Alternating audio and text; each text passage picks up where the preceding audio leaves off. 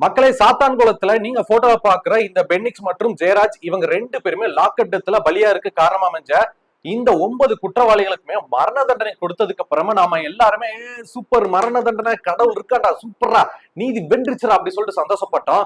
ஆனா முக்காவாசி பொதுமக்கள் என்ன சொல்றாங்க அப்படின்னா இல்லங்க எங்கேயோ இடிக்குது. ஏன்னா இந்த 9 பேருமே கோர்ட்ல இருந்து வெளியே வரும்போது சிரிச்சுக்கிட்டே வர்றானுங்க. இவனுங்க ஒருவேளை மேல்முறையீடு பண்ணுவானுங்களோ, சப்போஸ் மேல்முறையீடு அப்படின்னு போயிட்டா இவங்களோட தண்டனை குறைக்கப்படுமோ, இவங்க எஸ்கேப் ஆயிடுவாங்களோ அப்படின்ற ஒரு டவுட்டும் இருக்குது. மேற்கொண்டு ஒவ்வொருத்தருக்கும் தலா இரட்டை மரண தண்டனை அப்படின்னு வரும்போது மக்கள் வந்து குழம்புறாங்க. இரட்டை மரண தண்டனை என்ன அப்படி சொல்லிட்டு குழம்புறாங்க. சோ இந்த மாதிரி மக்களுக்கு இருக்கக்கூடிய இவங்க மேல கொடுக்கப்பட்ட அந்த தண்டனை பத்தின நிறைய விஷயங்களை தான் இந்த சில நீங்க தெரிஞ்சுக்க போறீங்க. சோ தமிழ்நாட்டை பொறுத்த வரைக்கும் ஒரு குற்றம் நடக்குது அப்படின்னா அந்த குற்றத்தை செஞ்சவங்க ஒரு 5 பேரா இருக்கிறாங்க அப்படின்னா அந்த குற்றத்துக்கு முக்கியமான காரணமா எவன் இருக்கிறானோ அவனைத்தான் அக்யூஸ்ட் நம்பர் 1 A1 அப்படின்னு சொல்லுவாங்க. சோ அதுக்கு கீழே குட்டியா இருக்கிறவங்களை வந்து A2 A3 A4 A5 சொல்லிட்டு அந்த குற்றங்களுக்கு ஏத்த மாதிரி கேட்டகரி பண்ணுவாங்க.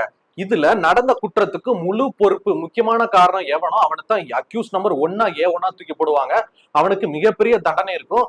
அதுக்கப்புறமா அவனுக்கு கீழே இருக்கிறவங்களுக்கு அவங்க பண்ண தப்புக்கு ஏத்த மாதிரி தான் தண்டனை கொடுப்பாங்க. சோ இப்படித்தான் இந்திய சட்டம் வந்து வரையறுக்கப்பட்டிருக்கு. ஆனா இந்த சாத்தான்குளம் சம்பவத்துல A1 A2 A3 A4 சொல்லிட்டு அந்த 9 குற்றவாளிகள் இருக்காங்களா போலீஸ்கார இந்த குற்றவாளி பயலுக இவங்க 9 பேருமே இன்டென்ஷனோடையதான் அந்த பென்னிக்ஸ் மற்றும் ஜெயராஜ கடுமையா தாக்கியிருக்காங்க. 9 பேருமே சித்திரவதை பண்ணிருக்காங்க. 9 பேருமே ஆசன வாயில லத்திய விட்டு டார்ச்சர் பண்ணிருக்கிறாங்க. அந்த 9 பேருமே அந்த தடை தளிக்க முயற்சி பண்ணிருக்கிறாங்க. சோ இதுல வந்து இவன் தான் பெருசா பண்ணா, இவன் குட்டியா பண்ணா, இவன் ஒதுங்கிதுன்னு வேடிக்கை பார்த்தான், இவன் வந்து சும்மா பார்த்தான் அப்படின்ற மாதிரி யாரையும் குத்தம் சொல்ல முடியாது. 9 பேருமே எல்லா செட்டையும் பண்ணிருக்கிறாங்க. சோ அதனாலதான் இந்த 9 பேர் மேலேயும் ஒரே கேஸ் ஃபைல் பண்ணப்பட்டிருக்கு. சோ இந்த 9 பேர் மேல என்னென்ன கேஸ் போட்டிருக்காங்க அப்படின்னா ஐபிசி செக்ஷன் 302 342 201 182 192 211 218 120B அப்புறம் வந்து 34 இப்படி சொல்லிட்டு ஏகப்பட்ட கேஸ் இவங்க மேல போட்டிருக்காங்க. இந்த கேஸ் எல்லாமே பாத்தீங்கன்னா இந்த மாதிரி அடிக்கிறது, கொடுமைப்படுத்துறது, சித்திரவதை பண்றது, தடயங்களை மறைச்சு வைக்கிறது, அப்புறம் வந்து கடத்திட்டு வரன்னு சொல்லிட்டு இந்த மாதிரி ஏகப்பட்ட கம்ப்ளைண்ட் கீழே தான் இந்த செக்ஷன் எல்லாமே வரும். சோ இவ்வளவு கேஸ் இவங்க மேல இருக்கிறதுனாலையும் இவங்க போலீஸ் உடுப்புல இருந்துகிட்டு ஒரு சாமானிய மக்களை அரெஸ்ட் பண்ணி கூட்டிட்டு வந்து காரணமே இல்லாம ஈகோனால அடிச்சு கொடுமைப்படுத்தினதுக்கு இந்த மாதிரி மனித தன்மையற்ற செயல் செஞ்சதுனால தான் இந்த 9 பேர் மேலையும் இரட்டை மரண தண்டனை கொடுத்திருக்காங்க. இப்போ அவங்க எல்லாருக்கும் ஒரு டவுட் வரலாம், ப்ரோ இரட்டை தூக்கு தண்டனை இரட்டை மரண தண்டனை சொல்றாங்களே அப்படின்னா என்ன ப்ரோ, தூக்குல ஏத்துட்டு அவனுக்கு நாக்கு தள்ளதுக்கு அப்புறமா திரும்ப இறக்கி திரும்ப தூக்கி ஏத்துவாங்களா அப்படின்ற மாதிரி பொதுவா நிறைய பேர் நினைச்சுக்கிட்டு இருந்தாங்க. நானும் சின்ன வயசுல அப்படியே நினைச்சுக்கிட்டு இருந்தேன். ஆனா இந்த சாத்தான்குளத்தை பொறுத்த வரைக்கும் இவங்க 9 பேருக்கும் எதுக்காக இரட்டை மரண தண்டனை கொடுத்திருக்காங்க அப்படின்னா இவங்க 9 பேருமே 2 உயிர்கள் போறதுக்கு காரணம் அமைஞ்சிருக்காங்க. 2 உயிர்களை கொடூரமான முறையில சித்திரவதை பண்ணிருக்காங்க. சோ ஒரு உயிர் அப்படின்னா அதுக்கான தண்டனை ஒவ்வொருத்தரும் கிடைக்கும். சோ 2 உயிர்கள் அங்க பலி வாங்கப்பட்டிருக்கு. அதுக்கு காரணம் இந்த 9 பேரும் அப்படிங்கறதாலதான் அந்த 2 உயிர் போனதுக்கான தண்டனையை இவங்க 9 பேருக்குமே கொடுத்திருக்காங்க. சோ அதனாலதான் 2 உயிர் பிளஸ் 2 மரண தண்டனை, ஒவ்வொருத்தருக்கும் 2 மரண தண்டனை. ஹைகோர்ட்டோட மதுரை பிரான்ச் நீதிபதி முத்துக்குமரன் அவர்கள் எதுக்காக இந்த 9 பேருக்கும் இரட்டை தூக்கு தண்டனை கொடுத்தாங்க அப்படின்னு நான் சொல்லிட்டேன். அதை தாண்டி முக்கியமான காரணம் என்ன அப்படின்னா இப்ப சின்ன சின்ன பெட்டி கேஸ்ல மாற்ற திருடன் கூட சட்டத்துல இருக்கிற ஓட்டையை பயன்படுத்தி ஈஸியா எஸ்கேப் ஆயிடுவான், மேலும் பெரிய பெரிய குற்றங்கள் பண்ணிட்டு போயிட்டே இருக்கான்.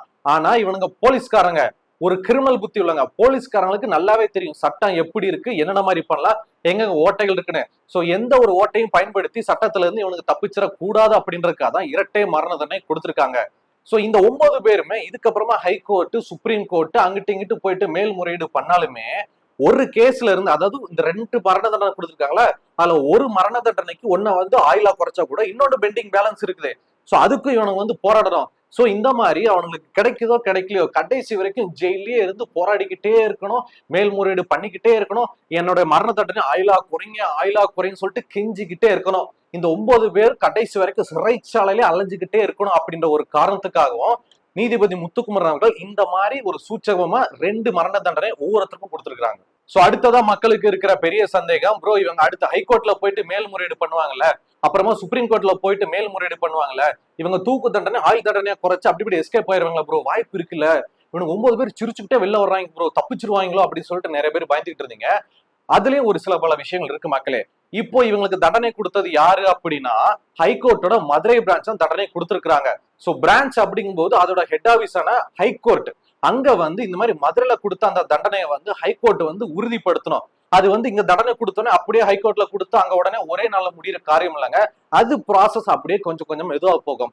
இஃப் இன் கேஸ் அந்த மதுரை பிரான்ச் அங்க கொடுக்கப்பட்ட அந்த தண்டனை வந்து ஹைகோர்ட்லயும் 9 பேருக்கு தூக்கு தண்டனை கொடுத்தது கரெக்ட் தான், இவனுக்கு தூக்குல போடுங்கன்னு சொல்லிட்டாங்க வச்சுக்கோங்களேன், இவங்க அப்படியே சுப்ரீம் கோர்ட்டு போவாங்க. சோ சுப்ரீம் கோர்ட்டு போயிட்டு அங்கேயும் இவங்க வந்து மேல்முறையீடு பண்ணலாம். சோ ரிவ்யூ பெட்டிஷன் போடலாம். அந்த ரிவ்யூ பெட்டிஷன்லயும் இல்ல இல்ல அவங்க எல்லாம் கொடுத்தது கரெக்ட் தான், ரிவ்யூ பெட்டிஷன் வேலைக்காது, உங்களுக்கு தூக்கு தண்டனை உறுதி அப்படின்ட்டாங்கன்னா, சோ இந்த 9 பேரும் கடைசி அஸ்திரம் பிரம்மாஸ்திரம் மாதிரி கடைசியா மெர்சி, அதாவது கருணை அடிப்படைன்னு சொல்லுவாங்க பாத்தீங்களா, சோ அந்த மெர்சி பெட்டிஷன் போடலாம் சுப்ரீம் கோர்ட்ல ரிவ்யூக்கு அப்புறமா. சோ கடைசியா அந்த மெர்சிலையும் இல்ல உங்க 9 பேருக்கு தூக்கு தண்டனை தான், போயிட்டு நாண்டுக்கோங்க அப்படின்னு சொல்லிட்டாங்க வச்சுக்கோங்களேன், கடவுளை தவிர்த்து யாரு வந்தாலும் இந்த 9 பேருக்கான அந்த தூக்கு தண்டனையை குறைக்கவே முடியாது, மாத்தவே முடியாதுங்க.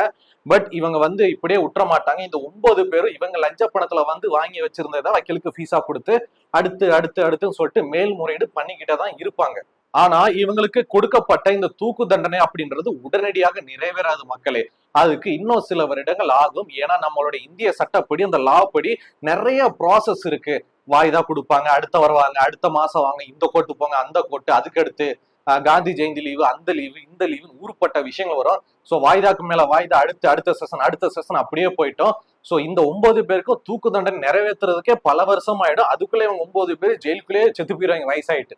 சோ ஃபர்ஸ்ட் மக்களாகிய நாம நம்மளோட இந்திய சட்டம் எப்படி இருக்கு, எந்த மாதிரி எழுதியிருக்காங்க அப்படின்றத தெரிஞ்சுக்கணும்.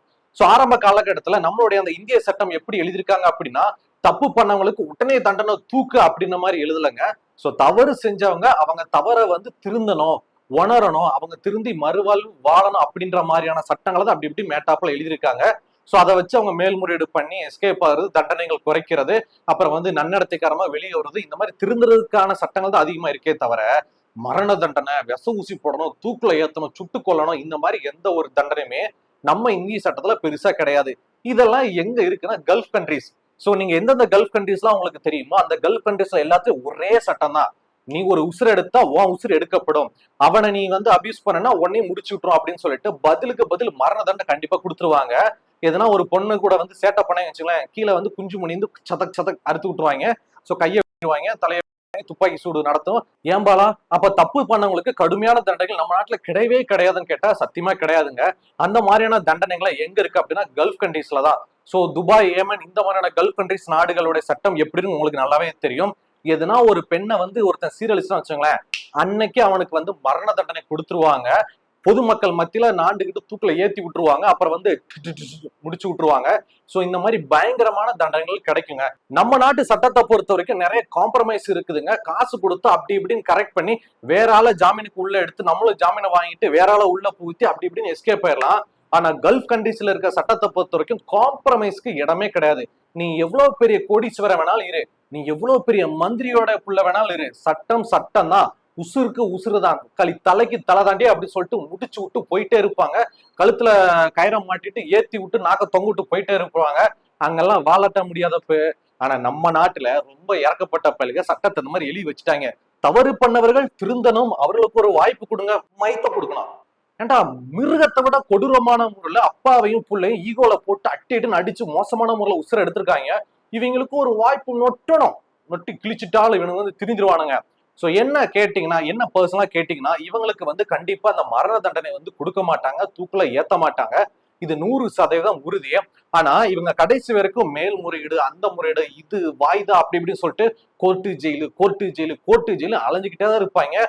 நர தள்ளாடி கடைசியில ஜெயிலுக்குள்ளேயே இவங்க வாழ்க்கை முடியும். அது மட்டும் எனக்கு உறுதியா தெரியுதுங்க. ஆனா நாம எதிர்பார்த்து காத்துக்கிட்டு இருக்கிற கைத்துல தூக்கி ஏத்துற அந்த தண்டனை இவங்களுக்கு கிடைக்காது.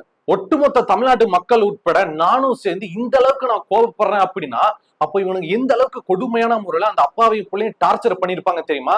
அது என்னன்னு இப்ப நான் சொல்றேன். சோ இந்த சாத்தான்குளம் அப்பா பிள்ளைய வந்து லாக்கெட்டத்துல கொலை பண்ண இந்த வழக்குல முக்கியமான சாட்சி யாருன்னா, எந்த ஸ்டேஷன்ல இந்த கொடூரமான விஷயங்கள் நடந்துச்சோ அந்த ஸ்டேஷன்ல கான்ஸ்டபிளா ஒர்க் பண்ண ரேவதி அப்படின்ற காவலருடைய சாட்சி தாங்க. சோ அப்படி சாட்சியெல்லாம் கூப்பிட்டு விசாரிக்கும் போது அந்த ரேவதி மேடம் என்ன சொல்லியிருக்காங்கன்னா, சார் நான் நடந்த எல்லாத்தையும் சொல்றேன், ஆனா எனக்கு, என் பிள்ளைகளுக்கு, என் கணவனுக்கு, என் குடும்பத்துக்கு பாதுகாப்பு கொடுங்க. ஏன்னா இந்த 10 பைத்தியக்கார பண்ணிங்க மோசமானவங்க, இவங்களுக்கு எதிராக நான் சாட்சி சொல்றேன் அப்படிங்கும்போது ஆளை செட் பண்ணி என்ன முடிச்சு விட்டுருவாங்க சார், ஜெய்பீம் படத்துல வர்ற மாதிரி என்னை காப்பாத்துங்க நான் சொல்றேன் அப்படின்ட்டாங்க. அதுக்கப்புறமா அந்த ரேவதி மேடம் என்னென்ன சொன்னாங்க தெரியுமா? சோ அன்னைக்கு முதல் நாள்ல இருந்து 2 நாளா இந்த பென்னிக்ஸ் மற்றும் ஜெயராஜ 10 பேர் சேர்ந்து அடி அடின்னு அடிச்சிருக்கிறாங்க. அந்த ஸ்டேஷன் முழுக்க கதறி இருக்கிறாங்க. சார் விடுங்க விடுங்க சொல்லிட்டு அவ்வளவு கதறி இருக்காங்க. இதுல பென்னிக்ஸ் இருக்காரு பாத்தீங்களா, இவருடைய பின்னாடி பம் இருக்கும்ல, பெடெக்ஸ் இருக்கும்ல, அந்த பெடெக்ஸ்ல 200 தடவை அடிச்ச இடத்திலேயே 200 தடவை அடிச்சிருக்கிறாங்க. எவ்வளவு கொடுமையா கதறி இருப்பாரு. அன்னைக்கு ராத்திரி ஃபுல்லா அடிச்சிருக்காங்க. இந்த ரேவதி மேடத்தை வந்து தண்ணி குடிக்க மட்டும்தான் உள்ள அலோவ் பண்ணிருக்காங்க. ரேவதி மேடம் தண்ணி கொடுங்க அவங்களுக்கு அப்படின்னு சொல்லிட்டு. சோ அந்த மாதிரி அடிபட்டவங்களுக்கு தண்ணி கொடுக்கறதுக்காக இந்த ரேவதி மேடம் உள்ள போகும்போதான் அங்க நடந்துகிட்ட கொடுமையை பார்த்திருக்காங்க. அவங்களாலே உள்ள இருக்க முடியல. ஏன்னா அரை முழுக்க அந்த அளவுக்கு ரத்தம் தெரிச்சிருக்குங்க. இந்த பென்னிக்ஸ் மற்றும் இந்த ஜெயராஜ இவங்களை கடுமையா தாக்கி முட்டிய உடைச்சல தெரிச்ச ரத்தத்தை இவங்கள வச்சே கிளீன் பண்ண சொல்லியிருக்கானுங்க இந்த 9 திருநாய்க்கு பிறந்தவங்க. அப்ப எவ்வளவு கொடுமையானது நீங்களே யோசிச்சு பாருங்க. ஒரு கட்டத்துக்கு மேல போயிட்டு இவங்க 2 பேரோட ஆசன வாயில அந்த லத்தி இருக்கு பாத்தீங்களா, லத்திய உள்ள சொருகி அடிச்சிருக்கானுங்க. அவங்களுடைய ஆசன வாய், இவங்க 2 பேரோட ஆசன வாயோட ஜவ்வுங்க, அந்த ஜவ்வு கிழிஞ்சு அந்த பின்னாடி இருந்து ரத்தம் அவ்வளவு கசிஞ்சிருக்கு. அதுக்கு ட்ரீட்மெண்ட் போடுறதுதான் 3ஆவது நாள் ஆஸ்பத்திரி கூட்டிட்டு போறாங்க. அங்கதான் சிகிச்சை பலனளிக்காம இவங்க 2 பேருமே இறந்திருக்காங்க. சோ எந்த அளவுக்கு கொடுமையான முறையில அந்த ஜெயிலுக்குள்ள வச்சு இவங்களை இந்த சித்திரவதை பண்ணிருக்கிறாங்க. சோ இவ்வளவு தூரம் பண்ணிருக்கிறதுனாலதான் நான் இவ்வளவு ஆத்திரப்பட்டு இவங்களை வந்து வண்ண வண்ணமா கிழிக்கிறேன். இந்த பென்னிக்ஸையும் ஜெயராஜையும் அரெஸ்ட் பண்ணி போலீஸ் ஸ்டேஷன் கூட்டு போனதுக்கு அப்புறமா 2 நாளைக்கு அப்புறம் அந்த சொந்தக்காரங்க என்ன ஏது கூட்டு போயிருக்கான்னு சொல்லிட்டு பாக்குறக்க ஸ்டேஷன் வரும்போதுதான் இந்த பென்னிக்ஸ் வந்து அவங்க கிட்ட சொல்லியிருக்கிறாங்க, இந்த பென்னிக்ஸையும் ஜெயராஜையும் பெட்டெக்ஸ்ல வந்து 200 தடவைக்கு மேல ஒரே இடத்துல அடிச்சிருக்காங்க. ஜட்டியோட இப்படி கட்டி இப்படி தொங்க விட்டு அடிச்சிருக்காங்க. கீழே படுக்க போட்டு அடிச்சிருக்காங்க. ஆசன வாயில லத்திய விட்டுருக்காங்க. கொடூரமான முறையில சீரழிச்சிருக்காங்க. இது எல்லாத்தையும் சொந்தக்காரன்ட்ட சொல்லி அழுகுறாங்க. அதுக்கப்புறமா இந்த 9 பன்னிகளுமே ஸ்டேஷனுக்குள்ள வந்து எல்லாம் இங்க வந்துருங்க எல்லாம் வாங்க அப்படின்னு சொல்லிட்டு எல்லாரையும் பத்தி விட்டு திரும்ப ஸ்டேஷனுக்குள்ள வந்து இவங்களை போட்டு அடிச்சு கொடுமைப்படுத்திருக்காங்க. இதெல்லாம் எனக்கு என்ன சொல்லனே தெரியல. இவங்கெல்லாம் மனுஷ பிறவிங்களே இல்ல. சோ சிபிஐ விசாரணை மற்றும் சிபிஐ தாக்கல் பண்ண அந்த அறிக்கை, அவங்க கொடுத்த எவிடன்ஸ், இது எல்லாத்தையும் பார்த்துட்டு சோ இந்த அளவுக்கு மிருகத்தனமா நடந்துகிட்ட, மிருகத்துக்கு மேலேயும் நடந்துகிட்ட இந்த 9 பேருக்குமே வந்து ரொம்ப கடுமையான தண்டனைகள் கொடுக்கணும். முடிஞ்ச அளவுக்கு இந்த மரண தண்டனையை வந்து உறுதிப்படுத்தணும் அப்படின்னு சொல்லிட்டு சென்ட்ரல் கவர்மெண்ட்டும் ஸ்டேட் கவர்மெண்ட்டும் நாங்க ஸ்டெடியா இருப்போம் அப்படின்னு மாதிரி சொல்லியிருக்கிறாங்க. அது எல்லாத்தையும் தாண்டி சட்டம்னு ஒண்ணு இருக்கு பாத்தீங்களா. சோ சட்டத்துல சில பல விஷயங்கள் எழுதப்பட்டிருக்கு. இன்னாருக்கு இவ்வளவுதான் தண்டனை, இந்த தண்டனை வரும்போது மேல்முறையீடு பண்ணா தண்டனையை குறைக்கலாம், திருந்துறதுக்கு ஒரு முயற்சி கொடுக்கலாம் சொல்லிட்டு ஏகப்பட்ட விஷயங்கள் இருக்கு. இவனுங்க திருந்திட்டாலும் உலகம் கிள்ளுத்துறோம். என்ன நடக்குதுன்னு பார்ப்போம். இந்த மாதிரியான சட்டத்துல இருக்கிற இந்த மாதிரி நாட்டுல இந்த மாதிரி ஆட்கள் நல்லா ஜாலியா சிரிச்சுட்டு தான் இருப்பானுங்க. சோ அடுத்தடுத்து என்ன அப்டேட் நடந்துகிட்டு இருக்கு, இவங்களுக்கான தண்டனை விவரங்கள் என்ன போயிட்டு இருக்கு, தண்டனை கொடுப்பாங்களா இல்லையாண்ட சில பல விஷயங்களை நம்ம வந்து அடுத்த அப்டேட்ல நியூஸ் நான் தெரிஞ்சுக்கலாம். இந்த செய்தியை பத்தின உங்களுடைய கருத்துக்கள் என்ன அப்படின்றத பாலாவியன் கூட சேர்ந்து கீழே கமெண்ட்ல தெரியப்படுத்துங்க.